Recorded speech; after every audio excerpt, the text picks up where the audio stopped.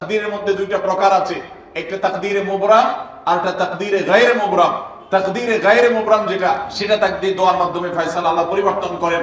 মুবরাম যেটা পরিবর্তন করেন না, অর্থাৎ যেটা চূড়ান্ত করেছেন আল্লাহ তাআলা আগে থেকে। বান্দার হায়াতের ক্ষেত্রে কোন কোন হাদিস থেকে জানা যায় কোন নেক আমলের ফলে দোয়ার মাধ্যমে আল্লাহ রাব্বুল আলামিন অনেক সময় সেটাতে পরিবর্তন করেন এবং সেটাতে বারাকা দান করেন। অতএব আমাদেরকে তাকদীর আর ভাগ্য যেন সুপ্রসন্ন হয়, আমাদের নসিব যেন ভালো হয়, আল্লাহ যেন ভালো কিছু দান করেন, সেজন্য শবে বরাতে রাত ভরে ইবাদত বন্দেগী। এই জন্য নয়, আমাদের ভাগ্যে ভালো কিছু হওয়ার জন্য বছর জুড়ে আমাদেরকে নেক আমল করতে হবে।